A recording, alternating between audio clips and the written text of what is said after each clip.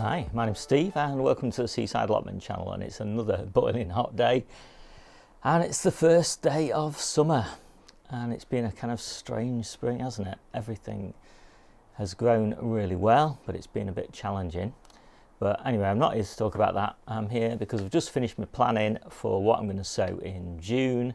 So I thought I'd do a quick video of that, and I'll also just quickly show you around just a few things that we've still got growing. Almost everything now is planted out, all the allotments planted out.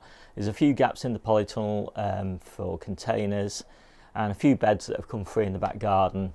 And that's the kind of way of it now. You know, think beds will just keep on coming free, about one a week we generally think of. And so they get just planted up.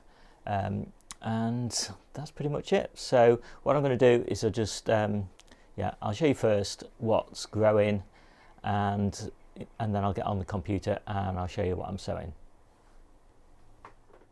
So I thought I'd just start off in the conservatory, which I like to call the grow room now. And I've got some golden purslane that's just about ready to go out. The next succession of golden purslane, which is pretty good. And I've got 4 trays of lettuces. I've got 3 more down there. And they're just being kept in here at the moment until they're maybe another week old. It's just actually cooler in here than it is outside, so I'm just trying to keep them just a little bit cooler. I've got a few cucumbers coming on, and that is pretty much it for what I've got growing in here. And then these are my spare brassicas, so I should be giving these away soon. Although I am toying with planting maybe 6 of those, maybe the colettes, in the back garden, because I've got a little bit of space in the back garden that's just come free. There's a few tomatoes to go in containers in the polytunnel. Those are Sweet Million, and I've got a couple of other varieties as well that I've taken as side shoots off other plants. So I won't use all of these, but maybe 3 of those will go in the polytunnel. And then I've just got these are tumbling toms, tumbling tom yellows and tumbling tom reds, and so they'll go mostly at home, although I might just have a couple in no, they'll go at home in similar containers to these that I've already got at home. And this is close to my last batch of spring onions until August time. I think it's quite hard to grow spring onions or get them germinated and grow them on in summer. It's just too hot for them. But August time they're fine again. Patio potatoes are doing quite nicely. All of these down here are pretty much ready now. Plenty more there. And this is the little outdoor grow area, and this is almost full of brassicas, and these are almost all the winter PSB, winter cabbages, winter cauliflowers, and all of those sorts of things. It really is a little bit hot for them. They're all suffering a little bit in here. Just watered them, which is why those chard are kind of a bit flopped over, but they're not looking too bad. They're just desperate to get in the ground, really. These are going where the broad beans are at the moment, and the broad beans have got another 3 or 4 weeks of harvest on them, so that's why they're in these fairly big modules, to give them a chance to survive for those 3 or 4 weeks. These New Zealand spinach, I'm kind of toying with planting these in the back garden, and they're kind of competing with the colettes, so I'm not 100% sure which way I'm going to go yet. It's nice to have both of them actually in the back garden, but we don't have enough space. Right then, so I thought I'd just quickly show you what we sowed in May. So the New Zealand spinach, you saw that I think. You don't need a huge amount of New Zealand spinach, about 9 plants for a family of 2.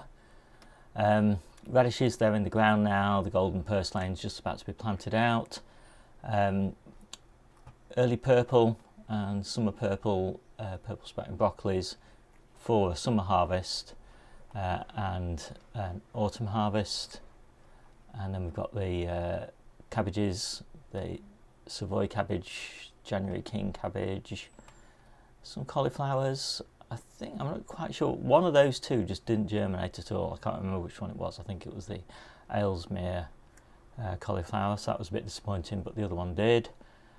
Snowball, that's an interesting one. What I'm doing there is I'm growing, I think I've got 12 plants that I'm going to grow in 1 square metre, so I'm hoping for snowball sized cauliflowers there.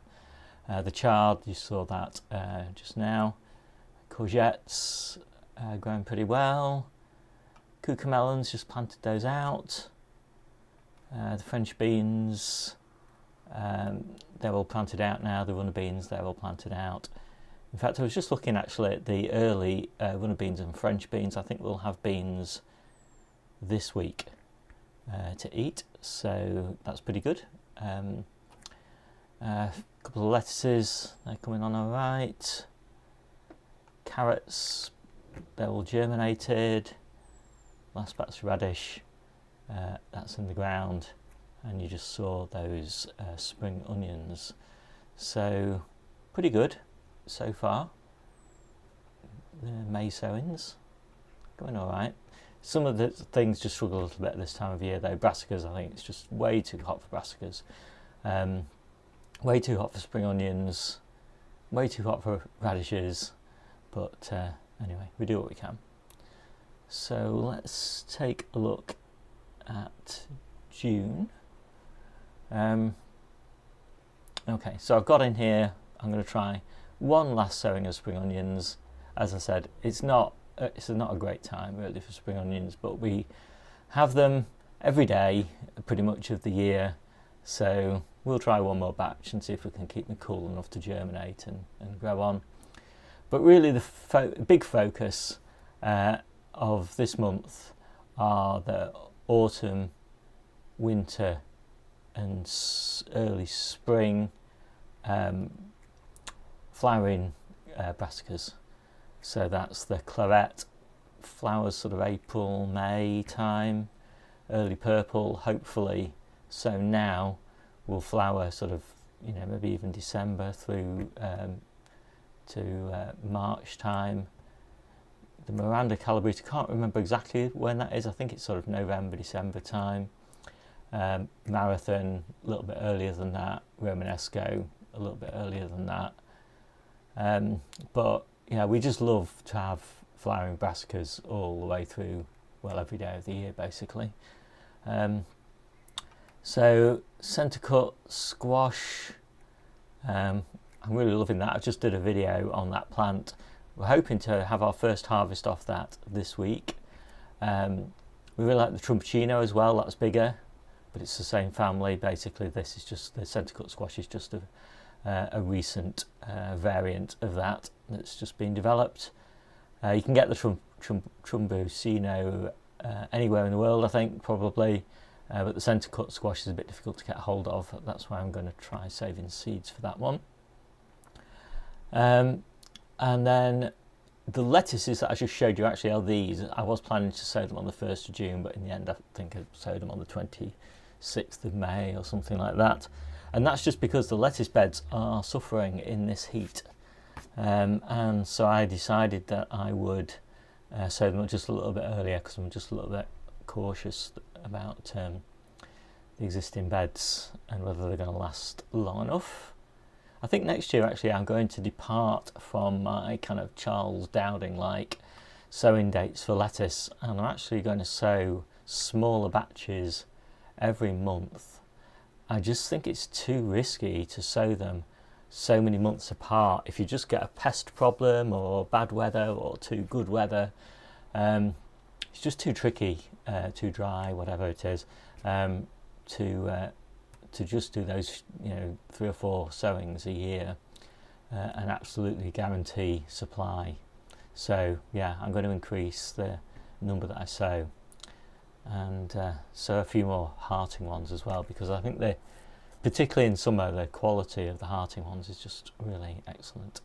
So quite a few hearting ones here, the Amaze and the Little Gem grow a nice heart. And what else have we got? Oh, beetroot. So it's the month, very important month for beetroot. Can't forget this. These are the beetroot that we will be eating from October. Well, we've still got beetroot in store now, actually. It's in perfect condition. We're really happy with it. It's really tender. We will definitely have new beetroot before we run out of beetroot in store. Anyway, these are the ones we sow. We really like Cylindra for keeping. Boltard is pretty good. It's just nice to have a standby just in case we have a problem with one of the varieties. And Burpees Goldens are it's a real favourite for us. All 3 of those keep superbly well. I've done a video on how to store your beetroot for such a long period of time. And then Purple Haze carrots. Really like these. These are great keepers as well. We ate our last Purple Haze from a June sowing last year about 3 weeks ago, something like that. And still really nice. And then a few more brassicas, flowering brassicas. So never had this Trevi or this violet one before. These are just old seed packets that I've got. I thought, well, I might as well use them up. They both look nice. We normally grow graffiti for a violet purple cauliflower. We've never grown a Trevi, so we thought we'd give those a go. And maybe one more batch of kales until the August sowing. Just in case, really, these, just in case. I mean, the seeds are free. It doesn't take much to sow a few. We don't need very many. So maybe 4 or 5 plants of each, something like that. Just in case we get, insect damage or we lose some in the heat or something like that. It's just not worth taking the risk. Perpetual spinach and bright lights. This is now the time, really, the best time for sowing your chard. Definitely won't go to seed now. If you sow it, earlier than this, definitely a couple of months earlier than this, highly likelihood that it's going to go to seed in the summer heat. Whereas these bright lights, these are going to be sort of planted out mid-July, but they're not really going to be stressed plants until August time. And August here is cooler than July, and we start to get some rain. Hopefully we'll get some rain. Nearly the last batch of carrots. We will sow some in August and again in October, but small quantities. So this is the last of the bulk sowing of the carrots. And one more batch of golden purslane. We absolutely love golden purslane. I'll talk about it in another video. It's one of my favourite veggies. And the first succession, we'll do another one in July, of radicchio. We really like to use radicchio, hearted radicchio, in sort of November, December time. It really adds a lot of colour and crunch to the winter salads, and we're all about that colour and crunch.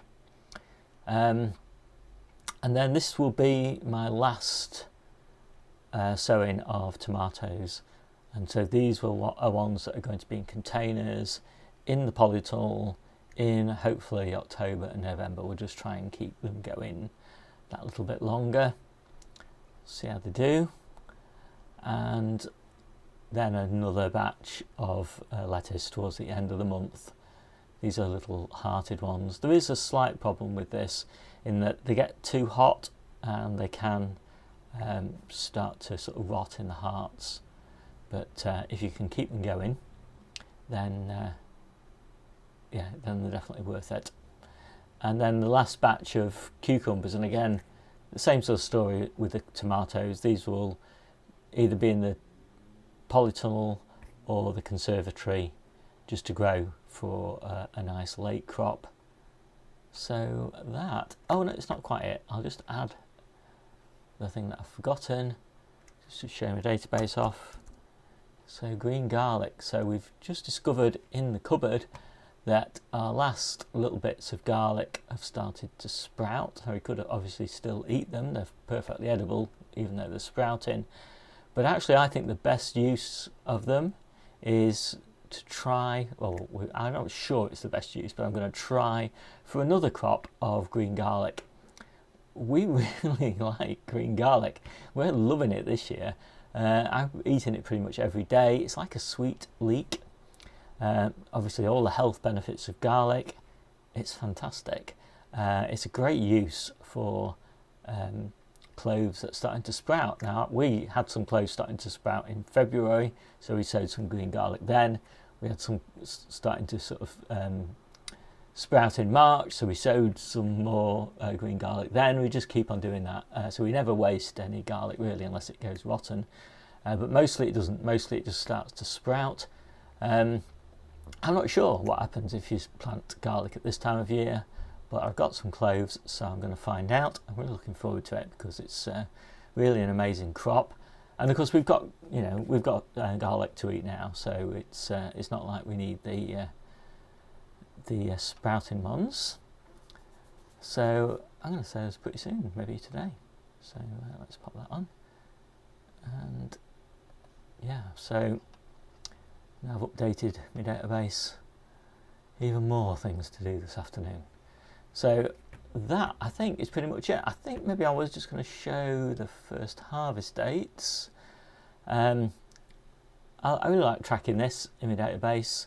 And, you know, so these are the first harvest dates of all the crops. And we try to, you know, once we've harvested something, we try to have it available then from that point onwards. We can't always do that, but we do try.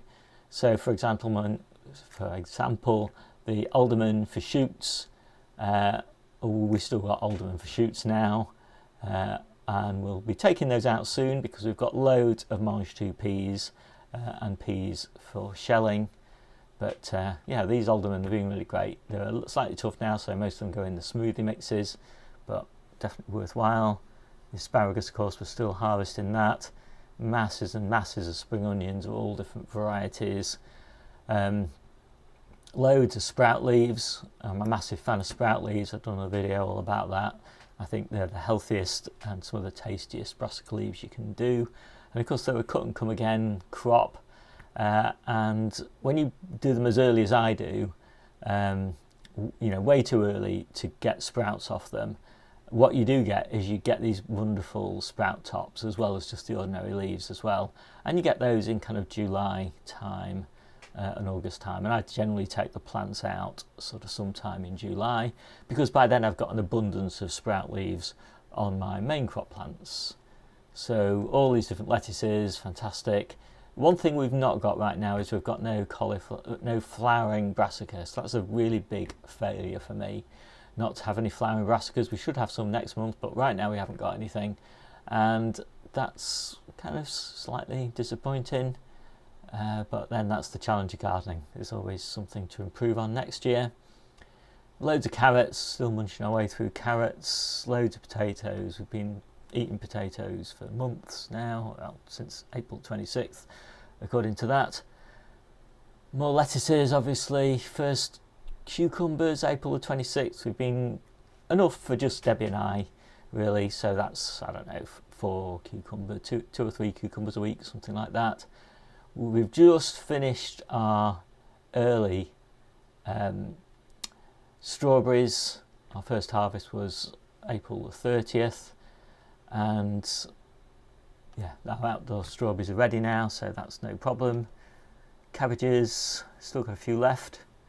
Desperately wanting to harvest them all, but we've got slightly too many because that's where the carrots are going anyway, where those cabbages are. So they've got to come out next week probably. And yeah, obviously loads and loads of kale at the moment. Green garlic, this is what I love about it, you know, you get it really early.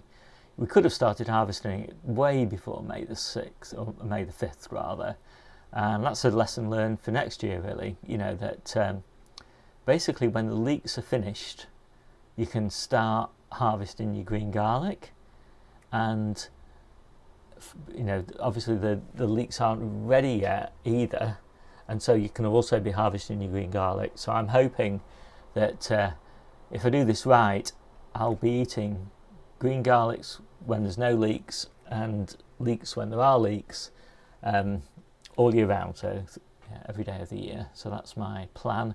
Elephant garlic kind of comes into that as well, because that's very leek-like, and of course that's also available at times when the leeks aren't. So we always like to have these kind of things, you know, like we always like to have something that's like a radish all the way through the year. We always like to have something that's like a flowering broccoli, sorry, a flowering brassica all the way through the year. You know, so something, you know, a leafy brassica green all the way through the year, and something like a carrot all the way through the year.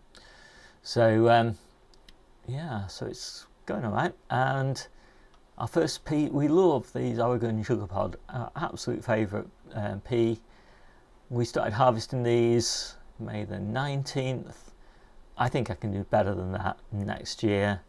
We're eating those every day. They're my favourite snack food on the allotment. I absolutely love them. We've got quite a surplus of them as well at the moment, but of course they'll be finishing. Our third succession is just flowering now,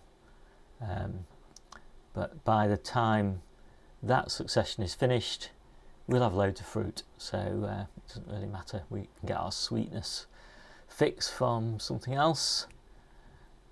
And there's our Calabrese first harvest, May the 17th. And I was hoping to have Romanesco cauliflower basically to follow on from this May the 17th. Well, that wasn't our last harvest, that was our first harvest. We had our last harvest last week. I was hoping the Romanesco cauliflower would be ready, but it's a couple of weeks away, so not quite perfect continuity there. As I said, always improving. So there we go. I think that's everything I've got to say on this. So there we go. June still reasonably busy, I think, in terms of sowing. July tends to be pretty quiet. There's not very much that we do then, and then of course it all starts again in August. Loads and loads of stuff gets sown in August. So with that, I'll hope you like this quick video, and I'll see you soon.